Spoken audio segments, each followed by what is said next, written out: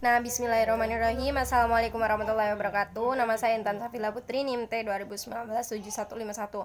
Nah, di sini saya akan melanjutkan filsafat ya, bab 3. Judulnya itu Landasan Filsafat Pendidikan. Jadi ada 3 landasan utama filsafat pendidikan. Filsafat memberikan asumsi-asumsi dasar bagi setiap cabang ilmu pengetahuan. Demikian pula halnya dengan pendidikan. Ketika filsafat membahas tentang ilmu alam, maka diperoleh filsafat ilmu alam. Ketika filsafat mempertanyakan konsep dasar dari hukum, maka terciptalah filsafat hukum. Dan ketika filsafat mengkaji masalah-masalah dasar pendidikan, maka terciptalah cabang filsafat yang bernama filsafat pendidikan. Nah, jadi setiap bidang ilmu mempunyai landasan-landasan filsafat masing-masing. Untuk unsur-unsur esensial dalam landasan filsafat pendidikan ada 3 yang utama, yaitu landasan ontologis, landasan epistemologis, dan landasan aksiologis. Kesemua landasan tersebut akan dijelaskan pada subbab berikut ini. Landasan ontologis pendidikan. Landasan ontologis atau sering juga disebut landasan metafisik merupakan landasan filsafat yang menunjukkan pada keberadaan atau substansi sesuatu. Misalnya, pendidikan secara ilmiah ditujukan untuk mensistematisasikan konsep-konsep dan praktek pendidikan yang telah dikaji secara metodologis menjadi suatu bentuk pengetahuan tersendiri yang disebut ilmu pendidikan. Pengetahuan ilmiah mengenai pendidikan pada hakikatnya dilandasi oleh suatu pemikiran filsafati mengenai manusia sebagai subjek dan objek pendidikan, pandangan tentang alam semesta, tempat manusia hidup bersama, dan pandangan tentang Tuhan sebagai pencipta manusia dan alam semesta tersebut. Nah, di sini Kneller mengatakan bahwa metafisika dalam cabang filsafat yang bersifat spekulatif membahas hakikat kenyataan terdalam. Metafisika mencari jawaban atas persoalan mendasar, apakah alam semesta ini mempunyai desain rasional atau hanya sesuatu yang tidak ada maknanya? Apakah pikiran itu merupakan kenyataan dalam dirinya atau hanya sekedar sebentuk materi yang bergerak? Apakah perilaku semua organisme telah ditentukan atau apakah ada organisme, misalnya manusia, yang mempunyai ukuran kebebasan? Pemikiran metafisik tampaknya tidak dapat diverifikasi dan tidak bersikap aplikatif. Metafisika dan ilmu-ilmu empiris seolah merupakan 2 bidang kegiatan yang berbeda. Sebenarnya ilmu-ilmu empiris mendasarkan diri pada asumsi-asumsi metafisik, tetapi banyak orang yang tidak menyadarinya. Sebagaimana dinyatakan oleh ahli fisika Max Planck bahwa gambaran dunia secara ilmiah yang diperoleh dari pengalaman tetaplah selalu hanya satu pikiran saja, suatu model yang lebih kurang. Oleh karena ada objek material di belakang setiap sensasi indrawi, maka demikian pula ada kenyataan metafisik di belakang segala sesuatu yang menjadi nyata dalam pengalaman hidup manusia. Nah, di sini Gutek juga mengatakan bahwa metafisika berkaitan dengan perumusan teori dan praktek pendidikan dalam sebagai hal. Subjek, pengalaman, dan keterampilan yang termuat di dalam kurikulum merefleksikan konsep tentang kenyataan yang diyakini oleh suatu masyarakat yang menjadi pendukung keberadaan sebuah sekolah. Gutek mengatakan persekolahan mewakili upaya dari pembuatan kurikulum, guru-guru dan pengarang buku-buku teks dalam menggambar aspek-aspek kenyataan pada subjek didik. Contohnya, pelajaran sejarah, geografi, kimia, dan lain-lain menggambarkan fase tertentu dari kenyataan kepada subjek didik. Ada juga landasan epistemologi pendidikan. Epistemologi adalah cabang filsafat yang disebut juga teori mengetahui dan pengetahuan. Epistemologi sangat penting bagi para pendidik. Epistemologi membahas konsep dasar dan sangat umum dari proses mengetahui, sehingga erat kaitannya dengan metode pengajaran dan pembelajaran. Sebagai contoh, seorang yang berpaham idealisme berpegang pada keyakinan bahwa proses mengetahui atau proses kognitif sesungguhnya adalah proses memanggil kembali ide-ide yang telah ada dan bersifat laten dalam pikiran manusia. Metode-metode pembelajaran yang tepat adalah dialog Socrates. Dengan metode ini, guru berusaha menstimulasi atau membawa ide-ide laten ke dalam kesadaran subjek didik yang menanyakan pertanyaan-pertanyaan yang mengarah pada munculnya ide-ide tersebut dalam dialog. Kaum realis berpandangan bahwa pengetahuan berasal dalam sensasi indrawi yang objeknya terdapat atau merupakan bagian dari lingkungan hidup manusia. Dari sensasi inilah kemudian muncul konsep-konsep dalam diri manusia. Melalui proses abstraksi data sensoris, seseorang membuat konsep yang berkesesuaian dengan objek-objek Dalam kenyataan, seorang guru dari paham realis yang mendasarkan metode pengajarannya pada formula abstraksi sensasi indrawi dapat mengembangkan serangkaian metode demonstrasi kelas untuk menjelaskan fenomena alamiah kepada subjek didik. Sebaliknya, bagi kaum pragmatis yang berpegang pada filsafat bahwa manusia dapat menciptakan pengetahuan dengan bertindak dan saling tidak dengan mengetahui dalam sebuah rangkaian episode pemecahan. Sehingga metode pemecahan masalah, rangkaian episode pemecahan masalah itu memadai dalam pembelajaran menurut pandangan kaum pragmatis. Dalam kaitannya dengan pendidikan, Kneller mengatakan bahwa dipandang dari sudut pandang guru, satu hal yang sangat jelas dan penting dalam kajian epistemologi adalah jenis-jenis pengetahuan yang berbeda. Jenis-jenis pengetahuan tersebut adalah pengetahuan wahyu, pengetahuan intuitif, pengetahuan rasional, pengetahuan empiris, pengetahuan otoritatif. Pengetahuan wahyu adalah pengetahuan yang diberikan Tuhan kepada manusia dengan kekuasaan Tuhan, mengilhamkan orang-orang tertentu untuk menuliskan kebenaran yang diwahyukan kepadanya, juga sehingga kebenaran wahyu tersebut dapat diketahui oleh semua manusia. Bagi orang Kristen dan Yahudi, firman Tuhan dalam kitab perjanjian, sedangkan bagi kaum muslim Al-Quran menjadi kitab sucinya. Orang-orang Hindu memiliki kitab suci berupa Bhagavad Gita dan Upanishad. Oleh karena wahyu adalah firman Tuhan, maka benar selamanya. Jika tidak benar, maka dapat berarti Tuhan tidak benar-benar mengetahui sehingga tidak layak disebut Tuhan. Pengetahuan intuitif merupakan pengetahuan yang bersifat pribadi. Seseorang menemukan pengetahuan tersebut dari dalam dirinya sendiri berupa insight.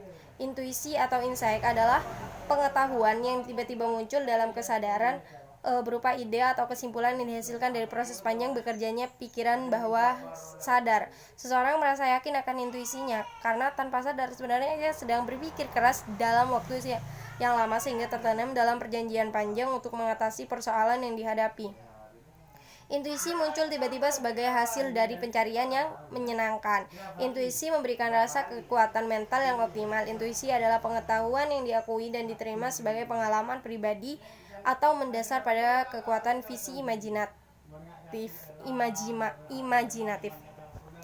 Seseorang yang mengusulkannya kebenaran yang termuat di dalam hasil karya seni adalah salah satu bentuk dari pengetahuan intuitif. Pengetahuan rasional diperoleh dengan cara bekerjanya akal tanpa dibarengi dengan observasi.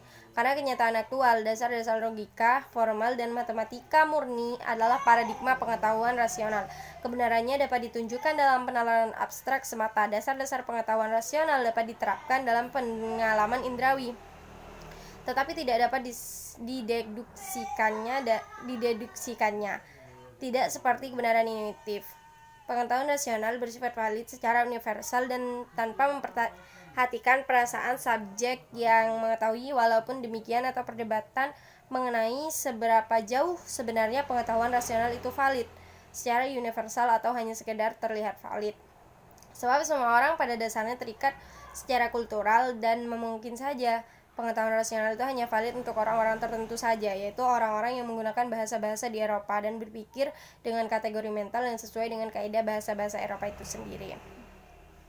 Kan ada salah satu paham yang mengatakan bahwa dasar-dasar matematika murni bersumber dari intuisi dasar mengetahui keberurutan. Pengetahuan empiris adalah jenis pengetahuan yang sesuai dengan bukti-bukti indrawi, dengan penglihatan, pendengaran, penciuman, perasaan, dan pengajapan. Manusia membentuk pengetahuan mengenai dunia di sekitar kita. Maka pengetahuan empiris terdiri dari ide-ide yang dibentuk dalam kesesuaian dengan fakta-fakta yang diamati atau diindra. Paradigma pengetahuan empiris adalah ilmu alam modern, hipotesis. Ilmu diuji melalui observasi atau melalui pengalaman. Untuk mencari apakah hipotesis yang dikemukakan terbukti sangat memuaskan bagi setiap fenomena tertentu. Walau demikian, sebuah hipotesis tidak pernah terbukti atau tidak terbukti sama sekali. Hipotesis yang terbukti atau tidak terbukti itu hanya merupakan probabilitas. Probabilitas empiris hanya dapat mencapai kedekatan dengan kepastian, tetapi tidak pernah benar-benar dapat meraih kepastian yang sesungguhnya. Alasannya bahwa manusia tidak pernah dapat memastikan apakah masa depan akan sama dengan masa lalu. Alasannya, dan oleh karena itu manusia tidak pernah dapat secara mutlak meyakini bahwa fenomena yang ada saat ini akan sama persis dengan fenomena pada masa depan. Juga perlu dicatat bahwa indera manusia itu dapat menyesatkan sebagaimana sebuah tongkat menjadi bengkok ketika dimasukkan ke air. Pengetahuan otoritatif yaitu pengetahuan yang diakui kebenarannya berdasarkan jaminan otoritas orang yang menguasai bidangnya. Seorang menerima pengetahuan begitu saja tanpa merasa perlu untuk mengujinya dengan fakta, karena pengetahuan tersebut telah tersedia dalam ensiklopedia dan buku-buku yang ditulis oleh ahlinya. Dunia terlalu luas bila seorang harus menguji kebenaran atau peristiwa secara pribadi. Jadi pengetahuan otoritatif adalah pengetahuan yang sudah terbentuk dan diterima secara luas berdasarkan otoritas seseorang di bidang masing-masing. Ada landasan aksiologi. Pendidikan aksiologi merupakan cabang filsafat membahas teori-teori nilai dan berusaha menggambarkan apa yang dinamakan dengan kebaikan dan perilaku yang baik. Bagian dari aksiologi adalah etika dan estetika. Etika menunjukkan pada kajian filsafati tentang nilai-nilai moral dan perilaku manusia. Estetika berkaitan dengan kajian nilai-nilai keindahan dan seni. Metafisika membahas tentang hakikat kenyataan terdalam, sedangkan aksiologi menunjukkan pada preskripsi perilaku moral dan keindahan.